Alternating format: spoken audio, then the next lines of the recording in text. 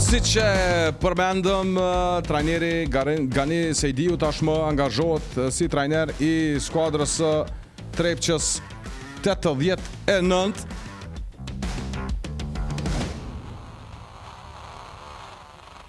I bjen se një farë lloj rikthimi pasi trajneri Gani Sejdiu e një mjaft mirë këtë ambient ku ka qenë edhe më parë, por ka drejtuar edhe shumë skuadra të tjera në Kosovë me jashtëzakonisht shumë përvojë dhe kemi kënaqësinë që kemi sonte në lidhje direkte. Përshëndetje trajner dhe faleminderit që jeni pjesë e Sportfolio sonte.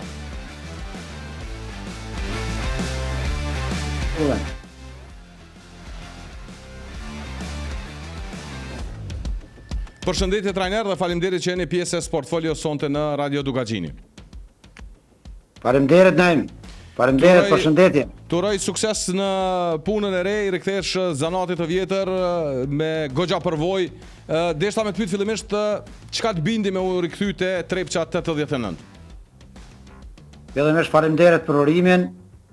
Po Naim, ajo që më ka bindur është fillimisht klubi i qytetit tim edhe klub ku realisht është klub ku jam promovu si trajner edhe aty kom fillu hapat e parë në zejën time, edhe dhoni një kohë kur realisht kam qenë shumë i ri dhe nuk e kom prit që klubi të ketë aq besim në mua, edhe fatmirësisht pastaj prej atij momenti gjithmonë kem pas një bashkëpunim të jashtëzakonshëm edhe suksese mes vetë, kështu që kam qenë shumë herë sa ka qenë nevojë, edhe mbi gjitha është ai besimi që kanë gjithmonë e kanë pas edhe kanë.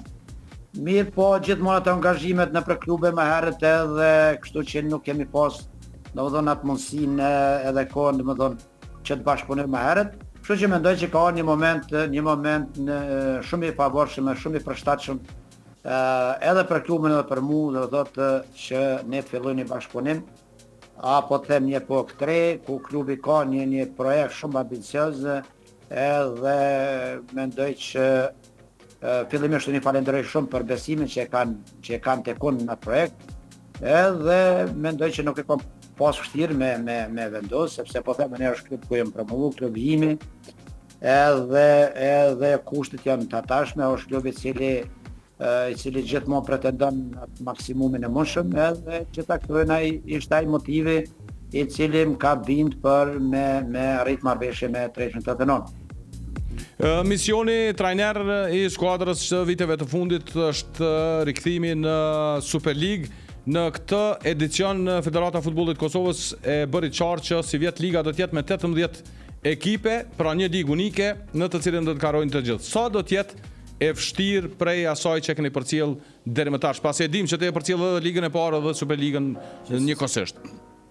Po tash ne nuk diskutohet që në këtë edicion 2025, domethënë 24-25-26 është një format krejtësisht tjetër në dallim me vitet e kaluara, sepse është konkurenca do të jetë shumë e madhe sepse të dy ligat janë bërë bashkë dhe tash nuk diskutohet që kvaliteti është i grumbulluar krejt një vend, edhe është konkurencë shumë e madhe.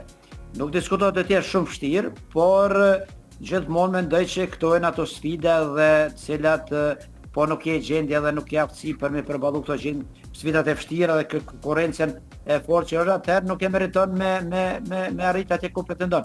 Kështu që pres një vit jashtëzakonisht shumë të vështirë dhe konkurrues, duke llogaritë që e din edhe ti ka skuadra që vërtet kanë qenë nish kampione në Superligën e Kosovës, skuadra me nam në ligën e parë, edhe që sa vite ligën e parë është duke u investuar vërtet shumë. Edhe ka shumë kvalitet në klubet janë shumë të organizuar, kështu që do të jetë po them një vit shumë i vështirë, i mundimshëm me një rivalitet shumë të lartë. Mirë po ajo normal që na motivon edhe normal që të jep edhe më shumë kurajë dhe përgjegjësi më të madhe për me punu për me arrit objektivin. Objektivi i klubit gjithmonë është i Trepçës normal edhe vitet e kaluara ka qenë i guadim në Super League, por gjithmonë në ato hopat final në parforme nuk ka arritë me hyrë Super League. Mirë po edhe një tjetër do të me cek që politika e klubit e Trepçës 89 dallon pak edhe prej tjera në kuptimin e fjalës se përveç objektive që e ka, për hyjjen në Superligë, politika e klubit gjithmonë është edhe tradicionisht e ka po, edhe tash është domethënë kur e më morr vesh, unë e di, është edhe puna me talent, është zhvillimi i talentëve i lojtarëve më shumë talentuar që janë në ekipin e parë, sepse prioriteti i klubit është gjithmonë që këta të avansojnë deri në atë maksimumin e mundën në mënyrë që pastaj ata të gjejnë angazhman në klubet jashtë Kosovës, ku është edhe interesi i klubit. Mendoj që kjo është një objektiv, kjo është një politikë e klubit shumë e shëndosh, që mund ka pëlqy. Po në kontekst sajna do të thotë edhe është lufta për një kuadrim Superligë. Kështu që tash normal prej kësaj varet shumë faktorë, do ta shqyrtojmë fillimisht se çfarë grupi lojtarë do të arrijmë. Grupi lojtarë fillimisht ato janë shumë talente të rinj të shkollës së futbollit edhe që kanë qenë edhe më herët në ekipar. Edhe tash do të më plotësu të arrijmë. Do ta shqyrtojmë tash se sa do të mundë me arrit me plotësu grupën e lojtarëve në mënyrë që me qenë edhe konkurrues përveç këtij objektivit zhvillimit të lojtarëve edhe për me arrit atë objektivin tonë. Trajner, a njeni pjesën e ekipit edhe sa nevojitet tash përforcime dhe kur do ta keni stërvitin e parë për më taku zyrtarisht me ekipin komplet? Unë vitin e kaluar kom përcjell shumë të tenoshin, mirë po domethënë lojtarë që janë vendas që tash, grupi lojtarëve të ri që janë nga akademia që ndalë dhe që kanë qenë pjesë e ekipit parë, i njeh shumë mirë ata që ndrojnë domethënë ende në ato. Mirë po lojtarë tjerë që kanë qenë nga jashtë, mendoj që shumë lojtarë kanë trepshat nuk e ka vazhdu kontratat, kështu që ato është mungesë e madhe.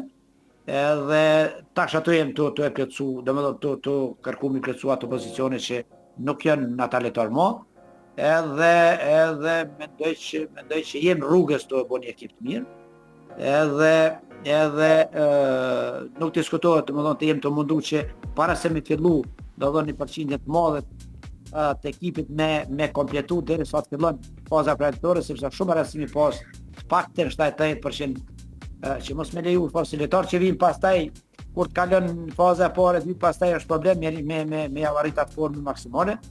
Kështu që me ekip me datën 2 korrekt do të fillojmë periudhën përgatitore edhe ta shqyrtojmë pastaj si do fillojnë gjanat. Edhe për fund trajner mos me të mbajt ma gjatë, vetëm patëm qeft me marrë këtë përshtypjen e parë nga ti, sa ka ndryshu Trepça 89 nga hera fundit që ke qenë aty?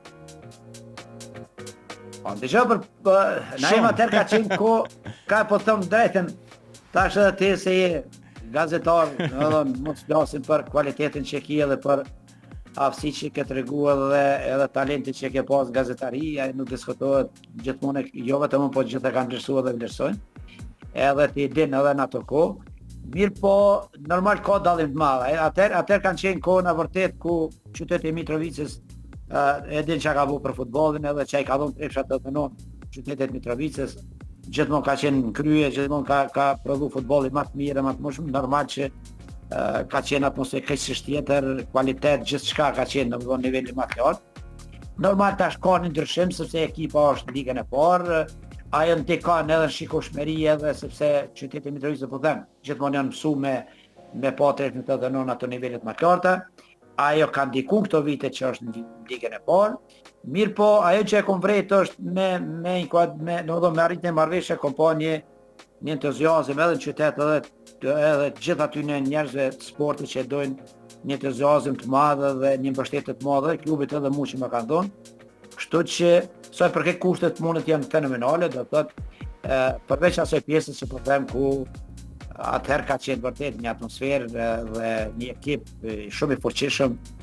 Mirë po, tash na gradualisht, normal që ne dim gjithë se futbollit do të pak është një proces, po do të pak kohë, por nëse ai planifikohet mirë edhe pastaj punohet mirë në atë aspekt, unë mendoj që jam i bindur që do ta kthejmë klubin atë ku ka pas vendi.